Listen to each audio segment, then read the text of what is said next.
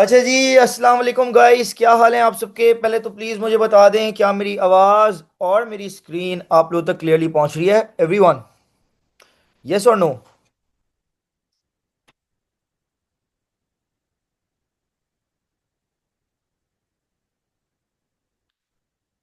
Okay जी, great, ठीक है। अच्छा जी, तो अगर आप लोगों को याद होगा, लास्ट क्लास में हम लोगों ने एक क्वेश्चन स्टार्ट किया था। कपूर लिमिटेड के नाम से एक क्वेश्चन था, एंड क्वेश्चन का ईयर था मई जून 2015, पेपर टू वेरिएंट टू। सबसे पहले तो इस क्वेश्चन में अगर आप लोगों को याद हो, हमने क्या करा था? अपॉर्शनमेंट की थी, ठीक है। सारे ओवरहेड्स कॉस्ट को अलग अलग डिपार्टमेंट्स में डिवाइड किया था। फिर उसके बाद हमने रीअपॉर्शनमेंट की थी। सर्विस डिपार्टमेंट का खर्चा निकाल कर प्रोडक्शन डिपार्टमेंट में डाला था। तब जाकर हमारे पास दोनों प्रोडक्शन डिपार्टमेंट्स का जो है टोटल बजटेड ओवरहेड कॉस्ट आ गया था। उसके बाद हमने एब्जॉर्प्शन रेट्स निकाले थे, ठीक है, कि मशीनिंग डिपार्टमेंट में पर मशीन आर ओवरहेड्स का खर्चा कितना आता है। फिनिशिंग डिपार्टमेंट में पर लेबर आर ओवरहेड्स का खर्चा बजटेड कितना आता है, ठीक है। उसके बाद हमें एक्चुअल फिगर्स गिवन थे, हमने अंडर ओवर एब्जॉर्ब्ड कि भाई मशीनिंग डिपार्टमेंट में ओवरहेड्स अंडर एब्जॉर्ब्ड है, ओवर एब्जॉर्ब्ड है, और फिनिशिंग डिपार्टमेंट में ओवरहेड्स अंडर एब्जॉर्ब्ड है, ओवर एब्जॉर्ब्ड है। उसके बाद दोनों डिपार्टमेंट्स में अंडर ओवर एब्जॉर्ब्ड आने के रीजंस हमने डिस्कस करे थे। ये पार्ट, ये वाली थ्योरी हमने डिस्कस नहीं की थी, मैंने बोला ये मैं आपको आपके साथ थोड़ी देर बाद डिस्कस करूंगा, ठीक है। और उसके बाद पार्ट ई वाली थ्योरी को हम स्किप कर कर चले गए थे। यस, मैंने आपको सेलिंग प्राइस कैलकुलेट करना सिखाई थी कि कैसे आप लोग सेलिंग प्राइस कैलकुलेट करते हैं। और लास्ट पार्ट में sir ji, in the last part we need to calculate the selling price. हमें कैलकुलेट करनी थी सेलिंग प्राइस, ठीक है। भाई सेलिंग प्राइस कैसे कैलकुलेट करते हैं? जॉब कॉस्टिंग लास्ट क्लास में सिखा दिया था। हमने ये निकाल ली थी, टोटल कॉस्ट हमने निकाल ली थी, ठीक है। गुड्स जो ऑर्डर आया है जिन गुड्स का, उन गुड्स की टोटल कॉस्ट जो हमें पड़ेगी वो हमने निकाल ली थी। आपको पता है टोटल कॉस्ट के अंदर सिर्फ क्या ऐड करना होता है? प्रॉफिट ऐड करना होता है। Then you get the selling price, ठीक है। तो मैंने आपको बोला था कि भाई प्रॉफिट निकालना मैं आपको नेक्स्ट क्लास में सिखाऊंगा, दैट इज टुडे। ऐसा ही है। तो देखें, हमने टोटल कॉस्ट पहले डायरेक्ट कॉस्ट सारी ली। हमें 150 यूनिट्स की सेलिंग प्राइस देनी थी, ठीक है। हमारे पास जो ऑर्डर आया था 150 यूनिट्स की, और हमें फुल इनवॉइस वैल्यू मतलब टोटल सेलिंग प्राइस देनी थी 150 यूनिट्स की। तो सारी जो पर यूनिट कॉस्ट है उनको हमने 150 से मल्टीप्लाई कर कर टोटल लिया था, ठीक है। टोटल 150 यूनिट्स की हमने कॉस्ट निकाली थी, टोटल कॉस्ट। पहले सारी डायरेक्ट कॉस्ट प्लस की टोटल प्राइम कॉस्ट निकाली थी, उसमें ओवरहेड्स का खर्चा जो प्रोडक्शन डिपार्टमेंट्स में दोनों में लगेगा वो ऐड करा था। तो हमारे पास टोटल कॉस्ट आ गई थी, ठीक है भाई। अब लास्ट क्लास में हमने टोटल कॉस्ट निकाल ली थी, अब आज की क्लास में हमने करना है प्रॉफिट ऐड, ठीक है। अब देखें यार, प्रॉफिट निकालने के या प्रॉफिट रखने के दो तरीके होते हैं। Number one is markup and number two is margin. अगर आप लोगों को याद हो, ये जो क्वेश्चन है इसमें बोला हुआ था कि हमें प्रॉफिट रखना है 45%। Kapoor limited requires 45% gross profit on the markup on this order. तो इन दिस क्वेश्चन हमें प्रॉफिट रखना था सिर्फ मार्कअप के थ्रू। किसके थ्रू प्रॉफिट रखना था? मार्कअप के थ्रू हमने प्रॉफिट रखना था। अब मैं आपको मार्कअप से तो प्रॉफिट कैलकुलेट करना सिखाता हूँ। और दूसरा तरीका क्या होता है? There is one more method to calculate profit रखने का, एक और तरीका होता है, दैट इज मार्जिन। अब आज की क्लास में मुझे आपको मार्कअप से भी प्रॉफिट निकाल कर दिखाना है, मार्जिन से भी प्रॉफिट निकाल कर दिखाना है, ठीक है। तो आज एक नया पेज खोलते हैं और आपको मार्कअप मार्जिन से प्रॉफिट निकालना सिखाते हैं। देखिए मेरी बात सुने, मैंने आपके साथ लास्ट क्लास में सबसे पहले क्या डिस्कस किया था कि यार सेलिंग प्राइस कैसे निकालते हैं प्रोडक्ट की। How the selling price is calculated. मैंने आपको बोला था आप कॉस्ट निकालते हैं प्रोडक्ट की। कॉस्ट में आपने निकाल ली कि प्रोडक्ट की कॉस्ट क्या है, टोटल कॉस्ट। फिर आप उसके अंदर प्लस करते हैं कि आपको प्रॉफिट कितना रखना है। आप प्रॉफिट प्लस करते हैं, then you get the selling price, you get the sales value कि प्रोडक्ट आप बेचेंगे कितने का। तो cost plus profit is sales, ऐसे ही होता है। अब देखिए, प्रॉफिट रखने के दो तरीके होते हैं। Method number one is markup and method number two is margin. And method number two is margin. अब ऊपर जो क्वेश्चन हमने सॉल्व किया है लास्ट क्लास में, उसमें मार्कअप के थ्रू प्रॉफिट निकालना था, ठीक है। तो प्रॉफिट निकालने का पहला तरीका इज मार्कअप एंड दूसरा तरीका इज मार्जिन, ठीक है। अब देखिए मेरी बात बहुत गौर से सुनिएगा। मार्कअप में प्रॉफिट निकलता है कॉस्ट की बेसिस पर, मार्जिन में प्रॉफिट निकलता है सेल्स की बेसिस पर, ठीक है। तो मार्कअप से प्रॉफिट निकलता है सर, कॉस्ट की बेसिस पे प्रॉफिट निकलता है। तो अगर आप मार्कअप यूज कर रहे हैं, अब देखिए मार्कअप में कॉस्ट की बेसिस पे प्रॉफिट निकलता है ना, तो in markup always, it's a fact, markup में आपकी जो कॉस्ट है उसकी परसेंटेज में वैल्यू विल ऑलवेज बी 100। पहले हम मार्कअप डिस्कस कर रहे हैं सर। क्या डिस्कस कर रहे हैं हम? मार्कअप। इन मार्कअप, मार्कअप में देखें प्रॉफिट निकलता है कॉस्ट की बेसिस पे, तो इन मार्कअप ऑलवेज कॉस्ट की परसेंटेज में वैल्यू विल ऑलवेज बी 100, ठीक है। और प्रॉफिट की परसेंटेज, फॉर एग्जांपल आपको बोला आप मार्कअप से प्रॉफिट रखते हो 20%, फॉर एग्जांपल कितना बोला हुआ है? 20% बोला हुआ है। तो बेटा मार्कअप में कॉस्ट की परसेंटेज वाली value will be 100 and profit की परसेंटेज वाली value is given to you, that is 20%। Profit की परसेंटेज वाली वैल्यू आपको गिवन है, मार्कअप से कितना परसेंट प्रॉफिट रखते हैं? 20%। तो ये हो गया आपका 20%। अब यू नो कि cost plus profit is sales. तो बेटा आपकी सेल्स की परसेंटेज में वैल्यू कितनी होगी? कॉस्ट में प्रॉफिट प्लस करते हैं तो कॉस्ट की परसेंटेज में प्रॉफिट की परसेंटेज प्लस करेंगे तो we will get the sales की परसेंटेज वाली value, that will be 120। Okay guys? Yes, sales की परसेंटेज वाली वैल्यू विल बी 120। और अब अगर मैं आपको बता दूं कॉस्ट, कि भाई गुड्स की जो कॉस्ट है दैट इज $100,000, और मैं आपसे पूछ लूं कि भाई इनकी सेल्स वैल्यू, सेलिंग प्राइस वाली वैल्यू, सेल्स वैल्यू कितनी होगी, अगर मैं आपसे पूछ लूं क्वेश्चन मार्क, तो क्या आप मुझे बता सकते हैं? यस और नो? बता सकते हैं ना भाई? आप बोलते सर कॉस्ट की परसेंटेज वाली वैल्यू इज 100, कॉस्ट की परसेंटेज वाली वैल्यू इज 100, और कॉस्ट आपको पता है ना, कॉस्ट आपको पता है कितना है? 100,000। And you directly need the sales की परसेंटेज वाली वैल्यू, किसकी? ओ सॉरी, सेल्स का अमाउंट, यू नीड सेल्स का amount, you need the selling price. तो यार सेल्स की परसेंटेज वाली वैल्यू इज 120, तो परसेंटेज के नीचे सेल्स की परसेंटेज वाली वैल्यू रखी, और आपकी जो कॉस्ट है वो आपको नहीं पता एक्स, ओ सॉरी कॉस्ट क्या बोल रहा हूँ, सेल्स की वैल्यू आपको नहीं पता एक्स। दोबारा रिपीट कर देता हूँ, थोड़ा सा ग्लिच हो गया। कॉस्ट पता है, कॉस्ट की परसेंटेज वाली वैल्यू 100 है, तो कॉस्ट की परसेंटेज वाली वैल्यू के सामने कॉस्ट का अमाउंट रखा। सेल्स की percentage you know that is 120, तो सेल्स की परसेंटेज वाली वैल्यू 120, उसका सेल्स का अमाउंट नहीं पता एक्स, क्रॉस मल्टीप्लाई करोगे सेल्स का अमाउंट आ जाएगा। कैसे? 100,000 multiplied by 120 divide by 100, 100,000 multiplied by 120 divided by 100, you will get the sales का amount। हाँ बेटा, how much will be the sales, how much will be the sales? 100,000 multiplied by 120 divided by 100, you will get 120,000। this will be your sales का amount। Okay, ये तो हो गया। अगर आपको बोला होता कि आपको कॉस्ट गिवन है, आपको कॉस्ट गिवन है 100,000, you need to know the profit, you need to know the profit, how much profit will be there, unknown. तो बेटा कॉस्ट की परसेंटेज वाली वैल्यू 100 है, 100 के सामने रखा क्या? 100 के सामने 100,000 कॉस्ट लिखी, 100 कॉस्ट की परसेंटेज वाली वैल्यू, उसके सामने कॉस्ट का अमाउंट रखा, you need the profit, profit is 20, profit वाला अमाउंट नहीं पता एक्स, क्रॉस मल्टीप्लाई करेंगे you will get the profit. ठीक है, मतलब 100,000 multiplied by 20 multiplied by 20 divided by 100 multiplied by 20 divide by 100, you will get what? You will get the profit का, you will get the profit का amount, that will be कितना? 20,000। ठीक है, basically अगर markup हो तो मार्कअप में इस तरह ये रेशियो बनता है, ठीक है। और फिर आपके कॉस्ट गिवन है तो कॉस्ट की परसेंटेज के सामने कॉस्ट का अमाउंट रखा, सेल्स नहीं गिवन तो सेल्स की परसेंटेज के सामने एक्स रखा, क्रॉस मल्टीप्लाई कर दिया। प्रॉफिट नहीं गिवन तो प्रॉफिट की परसेंटेज के सामने एक्स रखा, क्रॉस मल्टीप्लाई कर दिया, you will get the sales और the profit whatever you need. ठीक है, तो इस तरह देखो प्रॉफिट निकलता है मार्कअप के थ्रू। मार्कअप में इजी सीन क्या है, अगर आपको आसान बता दूं, देखो आपको पता है ना मार्कअप में प्रॉफिट निकलता है कॉस्ट की बेसिस पे, तो जो भी आपकी कॉस्ट हो ना, जो भी आपको आपकी कॉस्ट है उसको प्रॉफिट के परसेंटेज से मल्टीप्लाई कर दो, you will get the profit. ऐसा मार्कअप में हो सकता है क्योंकि मार्कअप में प्रॉफिट निकलता है कॉस्ट की बेसिस पे। ठीक है, तो ये तरीका होता है मार्कअप से प्रॉफिट निकालने का। वेर एज अगर क्वेश्चन में लिखा हो कि भाई 20% प्रॉफिट रखते हैं मार्जिन के थ्रू, किसके थ्रू? मार्जिन के through. How you will calculate the profit through margin? अब देखिए मेरी बात सुने, मार्जिन में देखिए मार्कअप में प्रॉफिट निकलता था कॉस्ट की बेसिस पर, तभी हमेशा मार्कअप लिखा है तो कॉस्ट की परसेंटेज वाली वैल्यू 100 होती है। लेकिन बेटा अगर इन द क्वेश्चन बोला हुआ है मार्जिन से प्रॉफिट निकालते हैं, तो बेटा मार्जिन में प्रॉफिट सेल्स की बेसिस पे निकलता है, तो मार्जिन में ऑलवेज हमेशा इट्स अ फैक्ट कॉस्ट नहीं सेल्स की परसेंटेज वाली वैल्यू 100 होगी। प्रॉफिट कितना रखते हैं मार्जिन से? 20%, तो प्रॉफिट की परसेंटेज वाली वैल्यू आपके पास आ गई, दैट इज 20।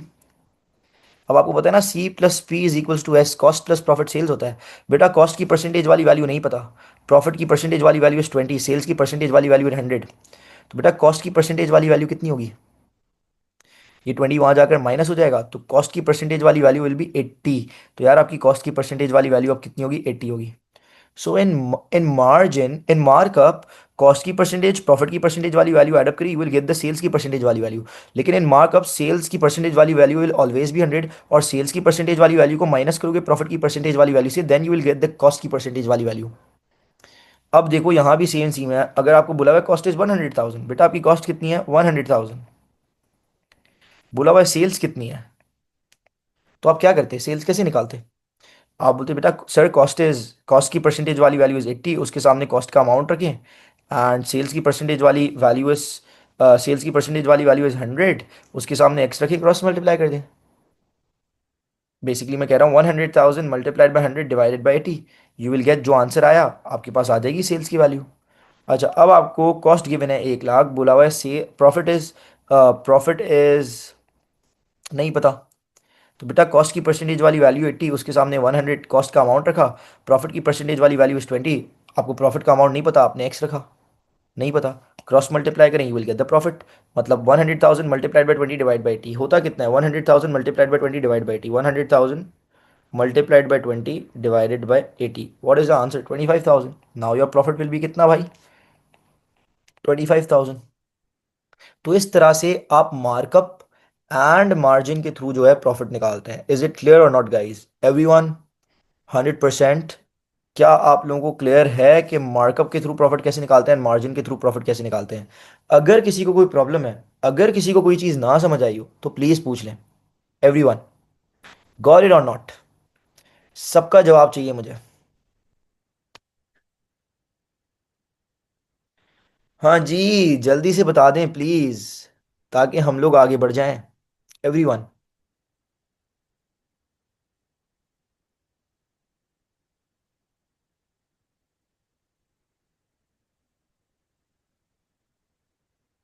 ओके, ठीक है। अब सर आ जाएं, ज़रा ऊपर चलते हैं। सर आपने लास्ट क्लास में सेलिंग प्राइस कैलकुलेट करना सिखा दी थी, और हमने जो है ये जो लास्ट पार्ट था जिसमें सेलिंग प्राइस कैलकुलेट करनी थी 150 यूनिट्स की, हमने सर टोटल कॉस्ट तो निकाल ली थी, अब हमें प्रॉफिट इसमें ऐड करना था। प्रॉफिट निकालना तो बेटा आज सिखाया है, तो आ जाएं। प्रॉफिट क्या बोला हुआ था, कितना परसेंट प्रॉफिट आप रखते हैं, 45 थ्रू मार्कअप। तो बेटा आप लोगों को पता है मार्कअप में सर जी, मार्कअप में सर कॉस्ट की परसेंटेज वाली वैल्यू इज़ 100, and profit की percentage वाली value is 45, and you guys know cost plus profit is sales की percentage वाली value, that is 145। सर हम लोगों को कॉस्ट पता है जी हाँ, how much is the cost? Sir cost is 2853, cost is 2853, cost की परसेंटेज वाली वैल्यू 100, प्रॉफिट की परसेंटेज वाली वैल्यू इज 45। अच्छा बच्चे आप लोग डायरेक्ट जो है ना, आप यहाँ रखते 145, सेल्स की परसेंटेज वाली वैल्यू एक्स, क्रॉस मल्टीप्लाई करते डायरेक्ट सेल्स का अमाउंट आ जाता, सेलिंग प्राइस आ जाती। लेकिन आप लोगों को प्रॉफिट ऐड करके दिखाना होता है, तो पहले आप लोग प्रॉफिट निकालेंगे बेटा। तो प्रॉफिट की परसेंटेज वाली वैल्यू इज 45, और आपको प्रॉफिट नहीं पता कितना है, एक्स, क्रॉस मल्टीप्लाई करा, you will get the profit. Cross multiply कर दें तो कैसे आएगा profit, 2853 multiplied by 45 divided by 100. So you will get the profit. How much is the profit, sir? 2853 multiplied by 45 divided by 100. So the profit we get is, तो sir हमारे पास profit का answer आ रहा है, दैट इज 1283.85। एक बार आप लोग भी निकाल कर चेक कर लीजिएगा, ठीक है। 2853 मल्टीप्लाइड बाई 45 डिवाइड बाई 100। और आपको पता है अगर मार्कअप लिखा हो तो मार्कअप में प्रॉफिट कॉस्ट की बेसिस पर निकलता है, डायरेक्ट आपकी जो कॉस्ट थी उसका 45% निकाल लेते तो भी प्रॉफिट आ जाता। मार्कअप में ऐसे कर सकते हो डायरेक्टली, लेकिन मार्जिन में वो रेशियो ही बनाना, वरना चांस ऑफ एरर एरर कर दोगे आप लोग, ठीक है। तो सर प्रॉफिट निकाला, टोटल कॉस्ट हमारे पास थी, इसमें प्रॉफिट ऐड करेंगे। So sir we will get the selling price. How much is the selling price sir? 2853, 2853 plus 2853 plus 1283.85। अब सर जी हमारे पास जो है टोटल सेलिंग प्राइस आ चुकी है 4136.85, 4136.85। This is the total selling price to be quoted, जो हम 150 units की coat करेंगे अपने कस्टमर को जिसका हमें स्पेशल ऑर्डर आया है, ठीक है जी। तो इस तरह आपने सेलिंग प्राइस अब निकाल कर कंप्लीट कर ली, और कंप्लीट टोटल सेलिंग प्राइस आपने निकाल भी ली। यस गाइस, तो वॉज दिस पार्ट क्लियर और नॉट? एवरीवन प्लीज बता दें, वॉज इट क्लियर और नॉट? क्या आप सबको 100% क्लियर है कि किस तरह हमने इसमें प्रॉफिट निकाला, डाला और हमारे पास टोटल सेलिंग प्राइस आ गई? और किस तरह मार्कअप से प्रॉफिट लिखा हुआ है तो किस तरह प्रॉफिट निकालना है, मार्जिन लिखा हुआ है तो किस तरह प्रॉफिट निकालना है? इज इट क्लियर और नॉट एवरीवन? प्लीज सब चैट पर क्लियर लिख दें। ओके गाइस, 100% क्रिस्टल क्लियर था everyone? Anyone any issues? Okay जी। तो अब सर जी कहाँ पर चलते हैं? Now we will move on to, यार ये थ्योरी एक रह गई थी मेरे ख्याल से, यस ये वाली थ्योरी रहती है ना। अब देखिए मेरी बात सुनिए, लॉजिकल थ्योरी है यार। Explain why estimated figures are used to calculate overhead absorption rate. भाई हम जो ओवरहेड एब्जॉर्प्शन रेट निकालते हैं, जो हमने ऊपर निकाले थे ना, ये मशीनिंग डिपार्टमेंट का overhead absorption rate, finishing department का, कि भाई मशीनिंग डिपार्टमेंट में मशीन 1 घंटा चलेगी तो ओवरहेड का खर्चा कितना आएगा, फिनिशिंग डिपार्टमेंट में लेबर 1 घंटा काम करेगा तो ओवरहेड का खर्चा कितना आएगा। ये हम निकालते हैं budgeted overhead divide by budgeted hours. तो कह रहा है भाई ये आप एस्टिमेटेड बजटेड फिगर्स पे क्यों निकालते हो overhead absorption rate, per hour rate overheads का? क्योंकि देखिए मेरी बात सुनिए, you need to calculate the selling price. अब आपने सेलिंग प्राइस प्रोडक्ट की कब किया? आपने प्रोडक्ट की सेलिंग प्राइस कैलकुलेट की है? क्या आपने प्रोडक्ट बना लिया? आपने प्रोडक्ट बनाया नहीं है, अभी आपके पास ऑर्डर आया है ना? आपके पास अभी क्या है? ऑर्डर आया है। आप उसको सेलिंग प्राइस का कोड भेजोगे, आप उसको सेलिंग प्राइस का कोड भेजोगे, फिर आपको वो कंफर्म करेगा कि यार ऑर्डर कंफर्म है या नहीं है। तो बेटा आप सेलिंग प्राइस कैलकुलेट करने के लिए, अभी देखो, अभी आपने जो है प्रोडक्ट बनाया नहीं है, प्रोडक्ट बनाने से पहले आप सेलिंग प्राइस कैलकुलेट कर रहे होते हो, ऐसा ही है भाई। अब कोई प्रोडक्ट लॉन्च होना है तो अब वो प्रोडक्शन तो उसकी स्टार्ट होगी, अब लॉन्च करना है मार्केट में तो उसकी सेलिंग प्राइस तो देनी पड़ेगी ना मार्केट में।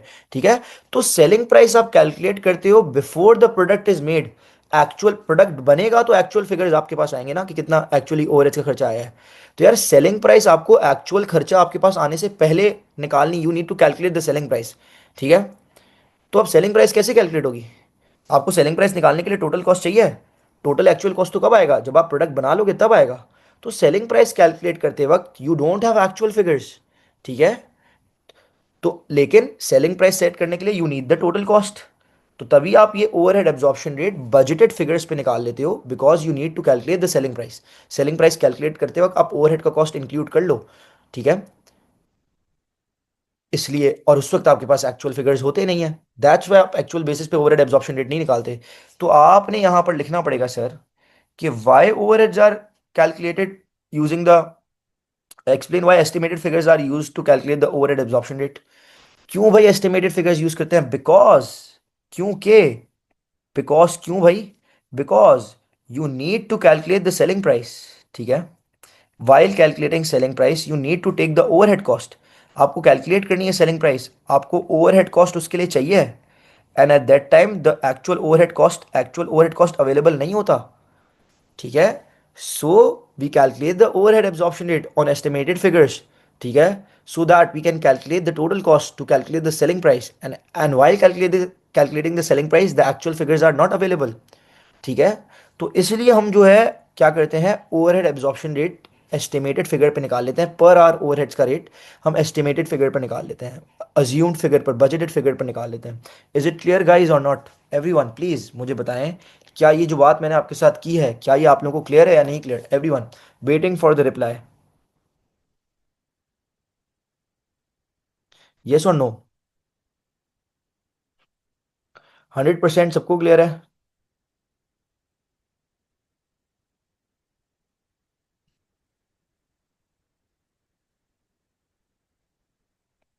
Just give me a minute guys.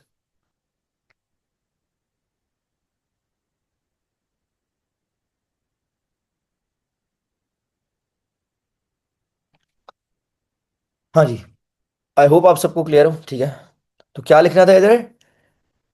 आपको ओवरहेड कॉस्ट पहले से पता होनी चाहिए to calculate the selling price, और while calculating the selling price आपके पास एक्चुअल ओवरहेड्स नहीं आए होते, क्योंकि the product is not made yet, आपने प्रोडक्ट अभी तक बनाया नहीं है। तो अब सेलिंग प्राइस सेट करने के लिए you need to know the cost, total cost in advance. So to calculate the total cost, आप अज्यूम्ड एस्टिमेटेड फिगर्स पर ओवरहेड एब्जॉर्प्शन रेट निकाल लेते हो, ताकि आप टोटल कॉस्ट निकाल सको, टोटल कॉस्ट निकालते वक्त आप ओवरहेड कॉस्ट भी ले सको। यही मैंने आपको बोला, ठीक है जी। अब तो भाई ये सवाल जो हमने लास्ट क्लास में स्टार्ट किया था, भाई ये तो हो गया पूरा, ठीक है जी। अब मेरे ख्याल से मैंने आप लोगों को एलोकेशन, अपॉर्शनमेंट, रीअपॉर्शनमेंट, एब्जॉर्प्शन, एब्जॉर्प्शन में क्या क्या कहते हैं, एब्जॉर्प्शन रेट निकालते हैं, overhead absorption rate and under over absorb निकालते हैं। और मेरे हिसाब से मैंने आपको जॉब कॉस्टिंग भी सिखा दिया 100%। Job costing is completed. Selling price कैसे कैलकुलेट करते हैं। अब हमारे ये पांचों स्टेप्स तो हो गए, allocation, apportionment, reapportionment, absorption, job costing, ठीक है। लेकिन अभी भी एक दो ट्रिकी क्वेश्चंस हैं जो मुझे आपको कराने हैं। फॉर एग्जाम्पल, एक बार सवाल आ गया था। अब देखिए, हमने जितने भी सवाल करे उन सब में क्या डिपार्टमेंट्स होते थे।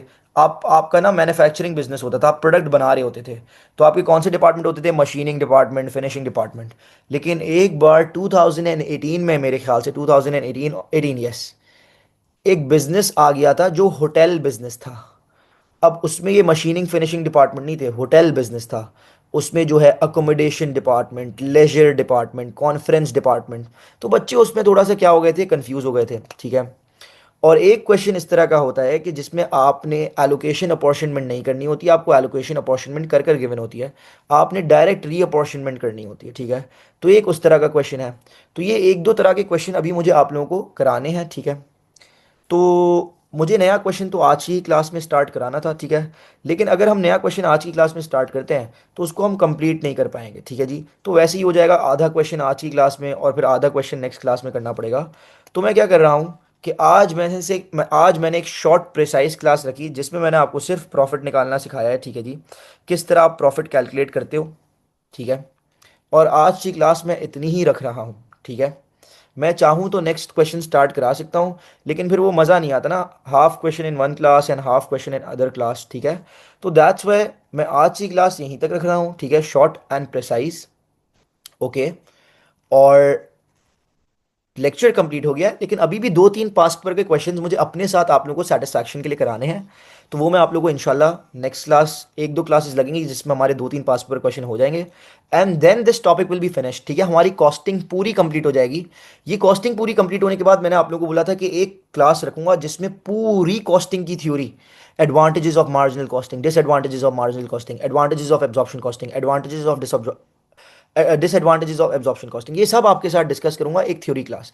और उसके बाद हम मूव ऑन कर जाएंगे अपने फाइनेंशियल अकाउंटिंग पे, ठीक है। अच्छा, आप लोगों के टेस्ट पेपर्स की चेकिंग इन प्रोसेस है, इंशाल्लाह बिफोर सैटरडेज क्लास आप लोगों के टेस्ट पेपर चेक होकर जिसने टेस्ट दिया था आप लोगों तक पहुंच जाएंगे। मैं ऑप्शंस का पीडीएफ भी भेज रहा हूँ, होमवर्क क्वेश्चंस का, ठीक है। और इसके अलावा इनशाला मोस्ट प्रोबेबली नेक्स्ट वीक में, देखो फर्स्ट टू टॉपिक्स का टेस्ट हो गया, उसके बाद लिमिटिंग फैक्टर एंड ऑप्शंस का टेस्ट इंशाल्लाह मैं आप लोगों का नेक्स्ट क्लास में लूंगा, ठीक है गाइस। और नेक्स्ट क्लास क्या बोल रहा हूँ, सॉरी, नेक्स्ट वीक लूंगा, ठीक है। तो रेडी रहें, प्रिपरेशन स्टार्ट कर दें। Limiting factor and options, limiting factor and options का टेस्ट होगा अब। एंड मैं फाइनेंशियल के जब दो टॉपिक्स आपको पढ़ा दूंगा, then I am also planning to take a mid term, ठीक है। उसकी डिटेल्स वगैरह सब आप लोगों को मैं बता दूंगा सून, ठीक है। तो आज की क्लास गाइज यहीं तक रखते हैं, इंशाल्लाह आप लोगों से मुलाकात होगी नेक्स्ट क्लास में। थैंक यू, अल्लाह हाफिज़।